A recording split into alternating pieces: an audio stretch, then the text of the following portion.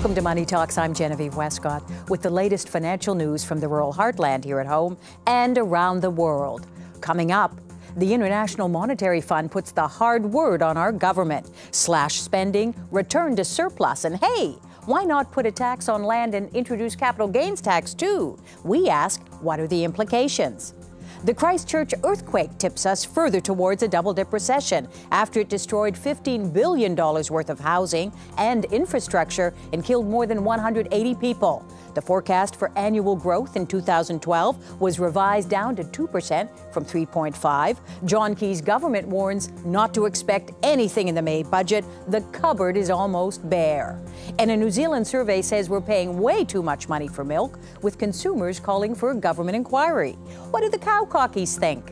All this and much, much more coming up, starting as always with the global markets and with news that the Japanese may now have a better handle on the radiation risks following the giant quake. They don't seem quite as skittish. Joining us now is ASB rural economist James Shortall. James, good to see you. How are those markets doing? Yeah, well, markets I think over the past couple of days have actually been quite strong. Overnight they have fallen back slightly. Because I come back to a little bit more into the fundamentals, but you know, generally a bit more stability over the past couple of days has seen markets really return quite strongly. Last week, of course, probably the first few days, then Japanese markets took a major fall. US shares were also pretty weak, so you know, there's probably just some investors getting back into the market because they potentially may have been oversold, and we're starting to see things filter back to more normal times. And of course, a group of seven stepped in and they capped the yen. Now, what effect has that had? Well, I think that's the biggest news at the end of last week, the G7 stepping in at the request really of the Japanese to try and weaken the yen. So, you know, initially we saw the yen, you know, really starting to strengthen. The issue for them, and that was off the back of, you know, the insurance companies coming back into the mix. They need some more money into Japan. So the issue for them is that, you know, what that's going to mean to any economic recovery. So, of course, the Japanese have asked the G7 to step in, try and weaken the yen. It's going to make their recovery a little bit better, exports more favourable to the Japanese economy, and we've seen the yen really pull back, and probably more stability in the market. They're going to put a line in the sand in terms of what that means. So, you know, that's been quite good news for the marketplace, I think. Now, for the first time in a long time, commodities are feeling the squeeze. What's up? It's interesting. Commodities, I think, over the past couple of weeks have actually taken a bit of a tumble. Grain prices, in particular. You know, we've seen all this unrest out of the Middle East, out of Libya. That's causing concerns. Oil prices lifting. But you know, when we're seeing a lot of political unrest, then that may have some effects on what grains are doing in that part of the world. So, you know, there's potential that the demand may have weakened slightly.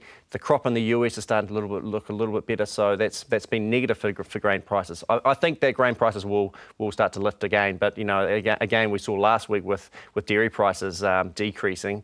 No surprise there, I don't think, given what we've seen out of Japan, the unrest in the Middle East, just uncertainty for markets, and that's probably been unfavourable for dairy and for commodity prices in general. I'll tell you something else our farmers here aren't going to be too happy about. US dairy production is rising. What, 2% up in February? Yeah, and up strongly in January too, so they're going from strength to strength at the moment, and you know, that's something to watch quite closely. A little bit of a concern there, I think, because the US can really turn the tap on in terms of dairy, and you know, they're seeing a lot more exports going out of their shores. Something to watch, something to be a little bit concerned about. The Chinese economy, it's like the quake over in Asia never happened, the tsunami never happened.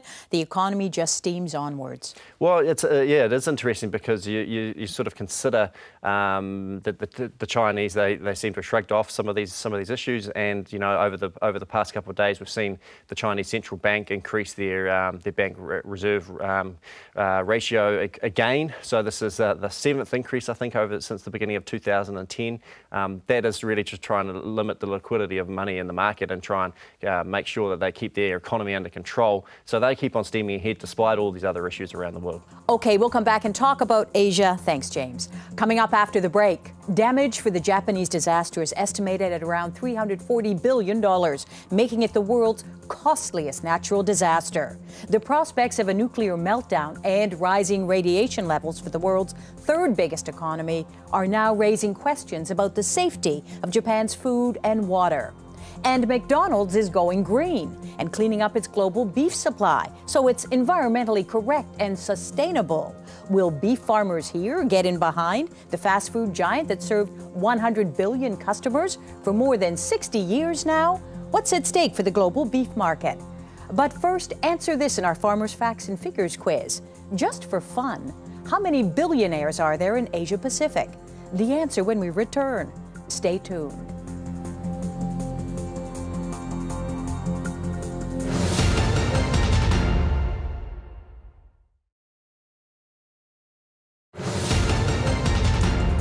Welcome back to Money Talks. Just before the break, we asked you, how many billionaires are there in Asia Pacific? The answer, would you believe, 332. Not bad. Joining us now is editor of the National Business Review, Nevil Gibson. He is not a billionaire, apparently, but he is brilliant. And Nevil, don't let us down. Let's talk about Japan. What's the latest? Oh, well, I think the food radiation one is obviously quite important, but you don't want to underestimate the Japanese economy. It's pretty much a self-sufficient one. They've got all their own capital, as we've heard. They're bringing the yen back in. They're not going to... there was a book about 20 years ago that said if there was a big earthquake under Tokyo, the whole world financial system would collapse. That is no longer the case, as we know. And so they'll be in their quiet little backwater again, but they keep buying a lot of goods from New Zealand. That hasn't gone down very much over the past 20 years even. So I don't think we need to worry too much. And yet the Japanese economy, everybody knows, has been stagnating for what now, 20 years? I mean, it isn't that good, is it, James? Well, I mean, that's the interesting thing is that, you know, Japan has probably, you know, hasn't thought to have done a lot over the last 20 years and you know, over the past few years, you know, probably especially. But you know, they're still second or third largest economy in the world, take up 9% of global GDP. This is you know, like still a very strong economy, and it's, they've got a lot of impact there. There is talk that they actually sort of fudge the figures a bit because they do export more than most countries, and yet their GDP remains the same. And some people say this is to protect Japan against trade blows. You know, like the United States, New Zealand, a lot of countries would like to be able to sell more goods into Japan, and it's a very hard country to penetrate. But this is a heck of a way to go about stimulating your economy, isn't it? I mean, explain something to me, gentlemen, if you can. Everybody says it's so great for the economies both here and in Japan now when these natural disasters happen. It's great for the economy. How is it? How is it? No, that's not the case, really, because it could be hugely inflationary as they rebuild that capital. But that capital, the $300-odd billion, that's gone.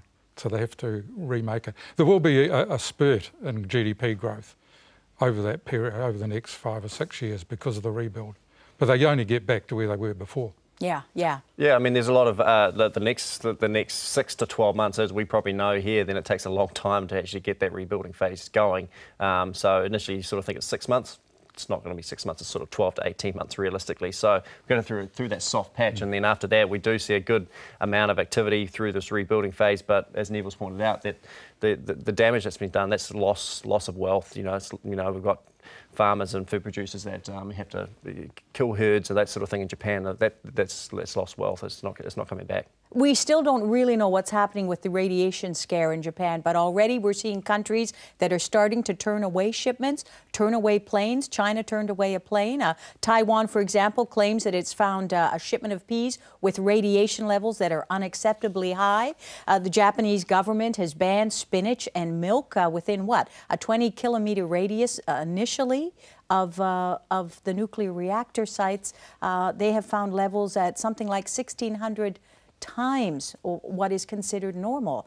This is just going to get bigger and bigger, isn't it, Nevil? I don't know if it'll get bigger, but radiation, you can't see it, but it easily falls on leaves. You know, so those sort of vegetables, it can get into milk very easily through grass, and it can go a long way before people know it's actually there.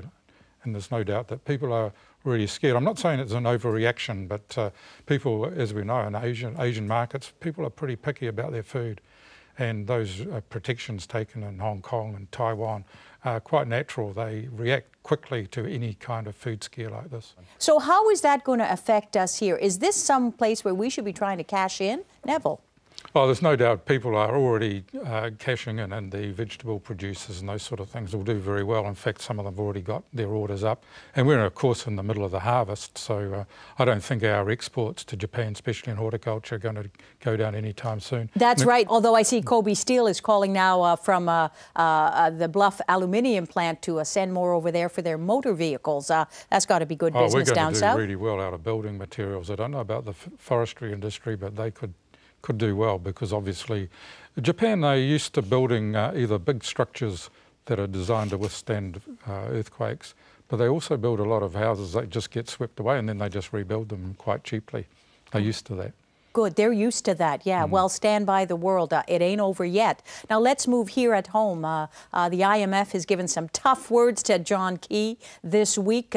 Stop spending, start saving. What's your reaction?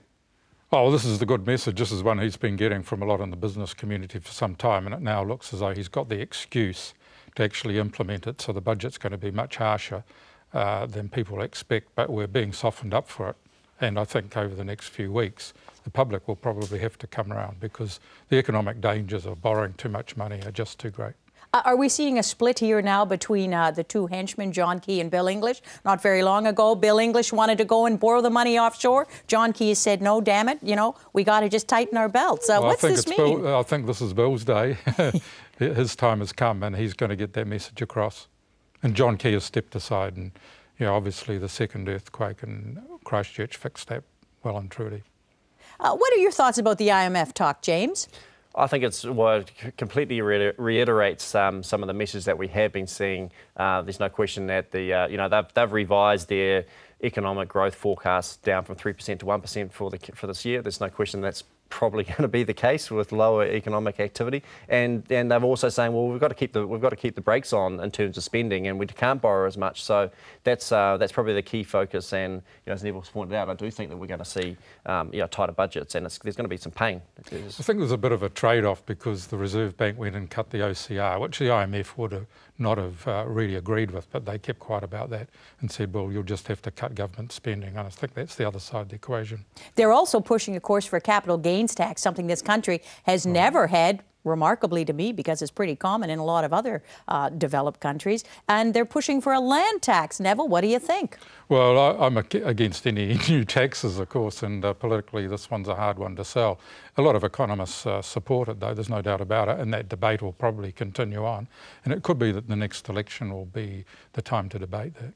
What do you think, James? Yes, it's a very tricky one politically, and especially in a year of elections, it would be an interesting one. I think the government's really palmed that one off, but perhaps some sort of middle ground could be beneficial. I mean, some sort of capital gains taxes does just move people to focusing on generating cash as opposed to relying on capital gains, which could be quite good for New Zealand economy and sway things a little bit different, a slightly different way. But I don't think that's going to be happening anytime soon. But it would be kind of interesting to see if we could find some common ground to achieve both of those things. Meantime, some data out this week showing, of course, that growth is way down from what was being predicted not very long ago.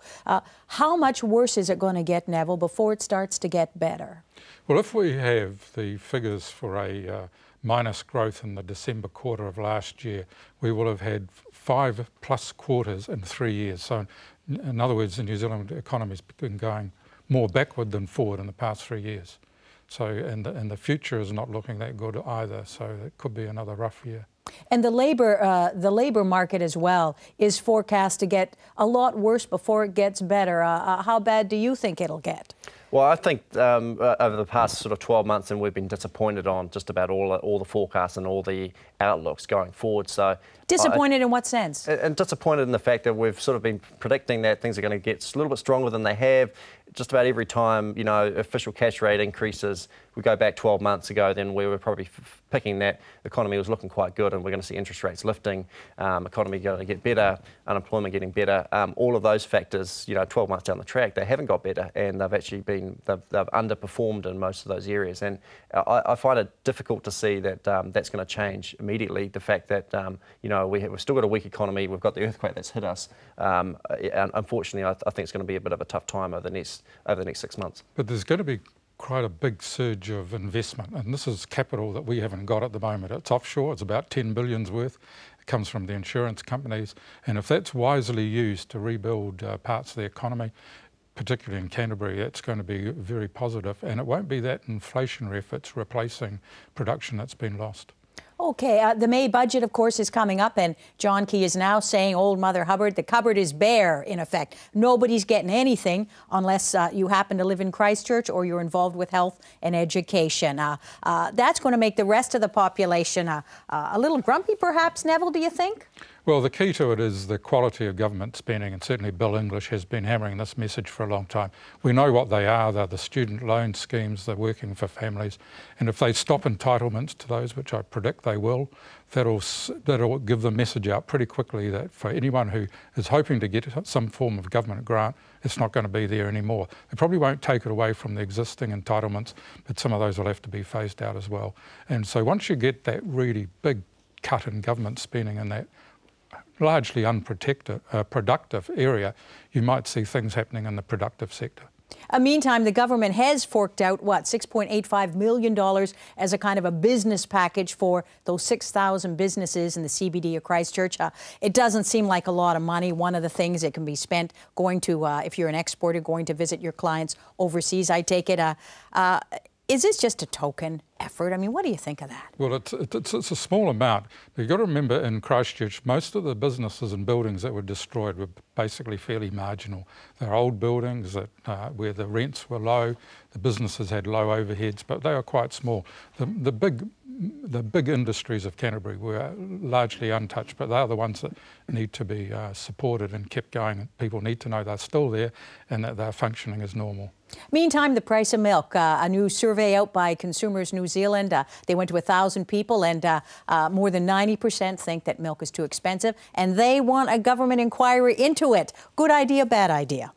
Oh, sure. I mean, bring the government inquiry in. I mean, realistically, when we have all this talk about what's happening in Australia with milk prices, you know, that's probably the key, I guess, differential and where people are looking. But you know, milk prices here in New Zealand are based on what international prices are doing, and unfortunately, we've got to pay for those. Do you think we should be paying for them, or should consumers here get a special deal? After all, it's our cows and our grass, isn't it? Well, I mean, plenty of other countries that produce milk are all subsidised. You know, the Europeans, the Americans, obviously in Australia, that our closest neighbours, where we do look at some of these at the milk prices, then they've got their own issues with the supermarkets and things like that. So, you know, we're not in a subsidised economy. That's not where I think we should be going. So, you know, I think the government can look into these things, but you know, consumers need to pay the market price, and that's what we're paying. Do we really want to spend the money and the time on what seems to me a kind of a motherhood issue? Neville? Well, certainly not, and capping the prices at the moment it really sends out a bad signal economically when you do that. How come? It distorts the market and basically sends out the message to producers that they might as well not produce more because they're going to get the same amount of money. But that's only till the end of the year. Milk prices, of course, are likely to go down. Production in the world, it's going up. So I think we've seen the peak of the dairy price rally. Okay, talking about prices very quickly, everybody's got their eyes on either Japan or the Middle East. Those airstrikes going on right now with the UN Security Council sending in their boys to tame Mr. Gaddafi, if you like. What's going to happen to oil prices? Your pick, James. Well, I think we've seen some pressure, but I've been a little bit surprised actually that we've seen so much happening, and we haven't seen further increases over the past couple of weeks. So, how do you explain that? Well, it's a difficult one, to be honest. It's a very difficult one, but I think there has been some focus on the issues in Japan and what the potential that's going to have. So there's been two areas here, one being the Middle East, one being Japan, and Japan's really taken priority over the past week. So you don't have the answer. You haven't been doing your homework. I don't have the answer, but you know. If the Middle Eastern situation does escalate further, and there's every potential it could, then we could see further increases in oil prices. All right, coming up after the break, we are going to talk about McDonald's and the world beef supply. What's going on there under the Golden Arches? Thanks, guys. We'll come back. And future-proof, what our experts will be keeping track of over the next 7 days. Buckle up for the ride as we let her rip. But first, a question for you in our Farmers' Facts and Figures quiz. What deadly disease do scientists believe resulted from the Soviet failure to stop children around the Chernobyl nuclear power plant from drinking milk after the 1986 reactor explosion? The answer when we come back. Stay with us.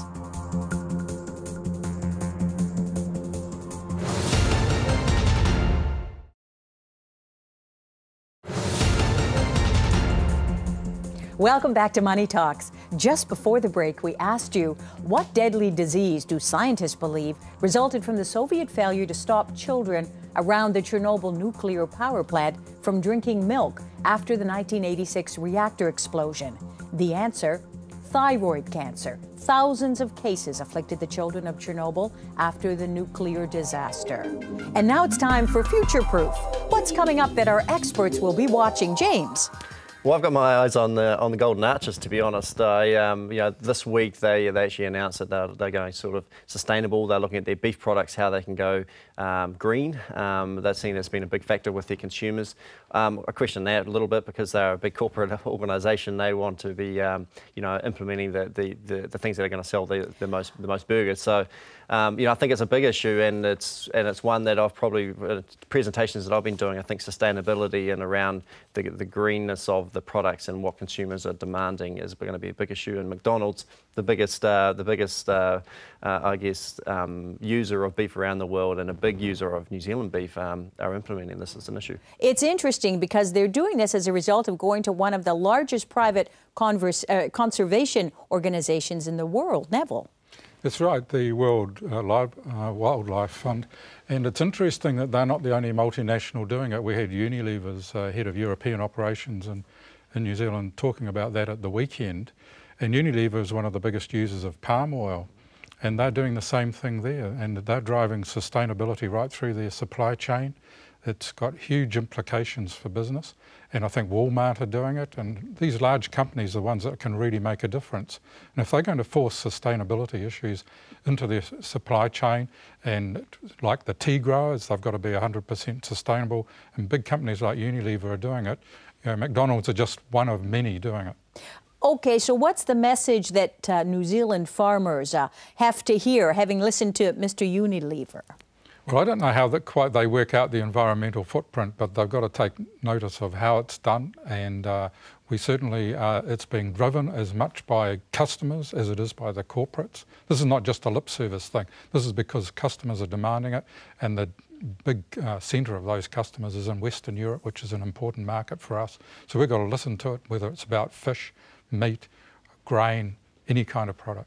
This will be music, won't it, to the government's ears? When the big corporations are going down this road, who are we to argue about CO2 emissions, for example? Well, I mean, I think the biggest thing is going to be farmers are going to need to be using water efficiently. The effluent are going to be disposing it efficiently. All of these things are going to be one. They're going to be good for the environment, but also they're going to be good for their own farms in terms of the efficiency. They're going to use fewer resources, all of those sorts of things. So it's going to be a good thing in general, but it's something they've got to grapple with, and it's the consumers that we want to be selling to, the consumers that are prepared to pay the highest prices and give us the best return on the farm, that are going to be demanding this. So we've got to get over this hurdle, and we've got to get on with it. Which is interesting because latest figures out from some of the work Fonterra is doing with their dairy farmers, they're not getting on board as quickly as they should when it comes to dirty dairying, for example, how they dispose of effluent.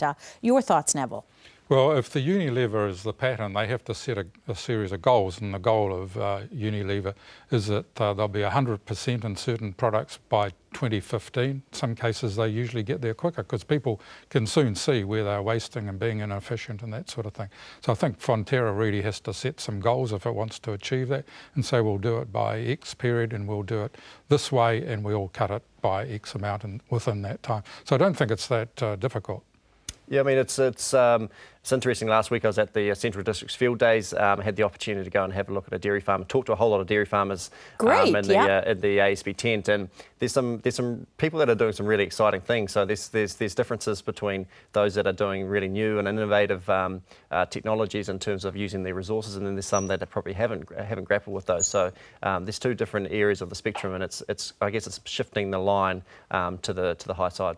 In 10 seconds or less, how were the farmers you met feeling about going forward? I think from 12 months ago, then it's a completely different mindset. They're feeling pretty confident, and they should be. I mean, dairy returns are looking good. Sheep and beef, wool returns are looking very good too. So everyone's feeling fairly positive, and it's good to see. Okay, thank you, gentlemen. Thanks to my guests, ASB rural economist James Shortall and NBR editor Nevil Gibson.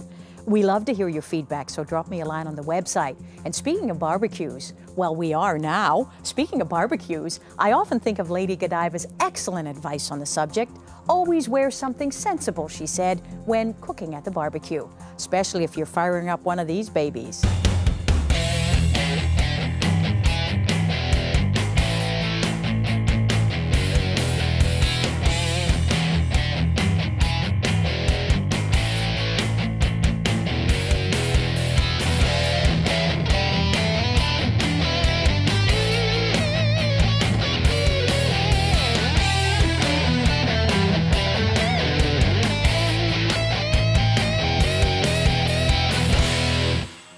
Keep the faith. See you next time.